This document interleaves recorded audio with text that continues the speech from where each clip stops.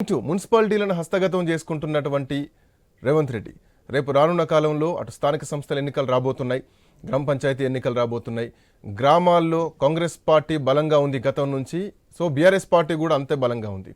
So ఈసారి వీటితో పాటుగా గ్రామాల్లో రాబోయేటువంటి ఎన్నికల్లో ఆ జాతర ఎట్లా చూడొచ్చు? కాంగ్రెస్ పార్టీ వ్యూహాల్ని, at the same time BRS party ఉద్యమ నేపథ్యం ఉంది కాబట్టి వాళ్ళు కూడా అస్తిత్వాన్ని కాపాడుకోవాల్సినటువంటి అవసరం ఉంటుంది. సో దీంట్లో కాంగ్రెస్ పార్టీ వ్యూహాన్ని ఎట్లా చూడొచ్చు మనం? మీరు అన్నట్టుగా రాబోయే రోజుల్లో కాంగ్రెస్ పార్టీని ఇంకా క్షేత్రస్థాయిలో బలోపేతం చేసే దిశగా సీఎం రేవంత్ రెడ్డి అడుగులు వేయబోతున్నారని స్పష్టంగా చెప్పుకోవచ్చు. ఇప్పటికే చాలా మున్సిపాలిటీలలో ఆ పార్టీ కైవసం చేసుకుంది. గతంలో చూస్తే ఎక్కువగా రాష్ట్ర వ్యాప్తంగా మున్సిపాలిటీలు బీఆర్ఎస్ మున్సిపల్ చైర్పర్సన్స్ కావచ్చు, కౌన్సిలర్లు ఉన్నారు. కానీ ఎప్పుడైతే కాంగ్రెస్ పార్టీ అధికారంలోకి వచ్చిందో చాలా మున్సిపాలిటీలలో కౌన్సిలర్లు కావచ్చు, కొంతమంది మున్సిపల్ చైర్మన్లు, ఇక మనం వరంగల్ చూస్తే కార్పొరేషన్ మేయర్ కూడా కాంగ్రెస్ పార్టీలో జాయిన్ అయ్యారు. అట్లా అక్కడ క్షేత్రస్థాయిలో అట్లాంటి పరిస్థితులు మనకు స్పష్టంగా కనిపిస్తున్నాయి. బీఆర్ఎస్ ని చాలా మంది వీడి కాంగ్రెస్ లో చేరే అవకాశాలు అయితే స్పష్టంగా కనిపిస్తున్నాయి. ఇక రేవంత్ రెడ్డి వ్యూహం చూస్తుంటే రాబోయే 10 ఏళ్లలో కాంగ్రెస్ పార్టీ అధికారంలో ఉండబోతుంది అని చెప్పేసి ఆయన చాలా సభల్లో చెప్పుకుంటూ వచ్చారు. ఈ క్రమంలో వీటినన్నిటిని మనం గమనిస్తే ఖచ్చితంగా కాంగ్రెస్ పార్టీ అధికారంలో ఉండాలి అంటే క్షేత్రస్థాయిలో బలంగా ఉండాలి, అత్యధికంగా మున్సిపాలిటీలు కావచ్చు, గ్రామ పంచాయతీలను కైవసం చేసుకోవాలి అనే దిశగా ఆయన పావులు కదుపుతున్నట్టుగా కూడా మనకు స్పష్టంగా అర్థమవుతుంది. ఇప్పటికే ఇంకా కొన్ని ఎక్కడైతే బీఆర్ఎస్ మున్సిపల్ చైర్మన్లు ఉన్నారో అక్కడ ఆ పార్టీ క్యాడర్ ని, అంటే కౌన్సిలర్ మీరు చెప్తున్నట్టు ఈ పార్లమెంట్ ఎన్నికల తర్వాత పూర్తి స్థాయిలో దృష్టి పెట్టే అవకాశాలున్నాయా? పూర్తిగా కంప్లీట్లీ కాంగ్రెస్ పార్టీ హ్యాండ్ ఓవర్లకు? ఎందుకంటే గతంలో మనం చూసినాం, సీఎంగా అప్పుడు కేసీఆర్ ఉన్నప్పుడు మొత్తం అవుట్ రేట్ గా కాంగ్రెస్ పార్టీని బీఆర్ఎస్ పార్టీలో ఎల్పీతో సహా కలిపేసినటువంటి సందర్భాన్ని మనం చూసాం. సేమ్ సీటు ఈసారి, సేమ్ సీన్ ఈసారి కాంగ్రెస్ పార్టీలో కూడా రిపీట్ అయ్యే ఛాన్సెస్ కనిపిస్తున్నాయా? కొంతవరకు కొన్ని చోట్ల అట్లాంటి పరిస్థితులు ఉండే అవకాశాలు అయితే స్పష్టంగా కనిపిస్తున్నాయి. ఎందుకంటే ఇప్పటికే కొన్ని జిల్లాల్లో చాలా మున్సిపాలిటీల్లో కాంగ్రెస్ పార్టీ పాగా వేసింది. ఆ దిశగానే రాబోయే రోజుల్లో కూడా అడుగులు వేయబోతున్నారనేది మనం స్పష్టంగా చెప్పుకోవచ్చు. గత మున్సిపల్ కావచ్చు, లేకపోతే లోకల్ బాడీస్ లో మనం చూస్తే ఎక్కువగా కొన్ని జిల్లాల్లో మినహా మెజారిటీ జిల్లాల్లో బీఆర్ఎస్ సంబంధించినటువంటి వ్యక్తులే ప్రజాప్రతినిధులుగా ఉన్నారు. గతంలో వాళ్ళు కాంగ్రెస్ పార్టీ కావచ్చు, లేకపోతే ఇంకా ఇతర పార్టీలో ఉన్నప్పటికీ వాళ్ళని బీఆర్ఎస్ లో జాయిన్ చేసుకుని అక్కడ వాళ్ళని లోకల్ గా నిలబెట్టే, ఆ తర్వాత మున్సిపల్ చైర్మన్ కావచ్చు, లేకపోతే జెడ్పీటీసీలు, జెడ్పీ చైర్పర్సన్ చేసినటువంటి సిచ్యువేషన్లు కూడా మనం చూసాం. ఇక అదే పాలసీని రాబోయే రోజు కాంగ్రెస్ అవలంబించే అవకాశాలు అయితే మనకు స్పష్టంగా కనిపిస్తున్నాయి.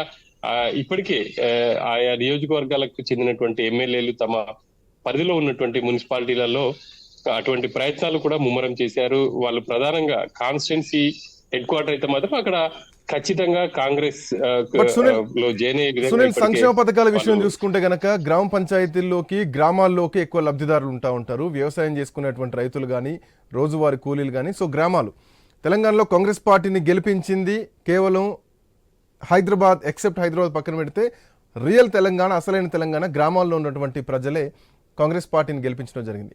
బట్ ఇప్పుడు ఈ సంక్షేమ పథకాల విషయంలో చూసుకున్నా కానీ ప్రతిపక్షాలు కొన్ని ఆరోపణలు చేస్తున్నాయి. 6 గ్యారెంటీలు అందడం లేదు, 6 గ్యారెంటీల విషయంలో కాంగ్రెస్ పార్టీ మోసం చేస్తోంది అంటూ కొన్ని ఆరోపణలు చేస్తోంది. బట్ ఇప్పుడు రాబోయే ఎన్నికలు మాత్రం గ్రామ పంచాయతీలకు సంబంధించినటువంటి ఎన్నికలు తొందరలోనే ఉన్నాయి. సో ఈ ఎన్నికల్లో గ్రామాలు వాళ్ళు చెప్తున్నట్టు 6 గ్యారెంటీల అమలు విషయంలో కానీ గ్రామ స్థాయిలో కాంగ్రెస్ పార్టీకి పాజిటివిటీ ఉందనుకోవాలా? ఎంతవరకు ఉందనుకోవాలా ఇలా ఉంటాయి?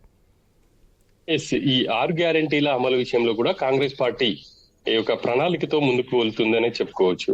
ఇందిరమ్మ కమిటీలను పునరుద్ధరిస్తామని చెప్పేసి కాంగ్రెస్ పార్టీ చెప్తుంది. ఆ మేరకు గ్రామాలలోనే ఒక కమిటీ వేసి గ్రామస్తులందరితో, అంటే కమిటీ వేసి ఆ కమిటీలో 10 మెంబర్స్ ఉంటారా, ఎంతమంది ఉంటారు అనేది మరి కొద్ది రోజుల్లో తెలియనుంది. దానికి సంబంధించి ఇందిరమ్మ కమిటీలే ఆ గ్రామానికి సంబంధించినటువంటి లబ్ధిదారులను ఎంపిక చేస్తారని చెప్పేసి కూడా సీఎం పదే చెప్తున్నారు. మంత్రులు కూడా అదే విషయాన్ని స్పష్టం చేశారు. ఇందిరమ్మ కమిటీలే ఆ గ్రామానికి సంబంధించినటువంటి వాళ్ళు ఎవరో అయితే అర్హులు ఉంటారో వాళ్ళకే ఇస్తామని చెప్పేసి చెప్తున్నారు.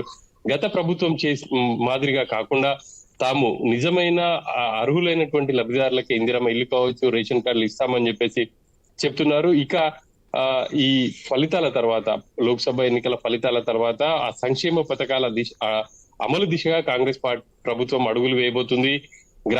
గ్రామ స్థాయిలో ఇందిరమ్మ కమిటీలను ఏర్పాటు చేసి ఆ కమిటీల ద్వారానే ప్రభుత్వం నుంచి వచ్చే సంక్షేమ పథకాలను అమలు చేసే విధంగా ఒక ప్లాన్ అయితే రెడీ చేశారు. వాటిని క్షేత్ర స్థాయిలో అమలు దిశగా అన్నిటిని కూడా రూపకల్పన చేయబోతున్నారని చెప్పేసి మనం ఇక్కడ స్పష్టంగా చెప్పుకోవచ్చు. ఇందిరమ్మ కమిటీలలో ఎవరు ఉంటారు అనేది చూడాలి.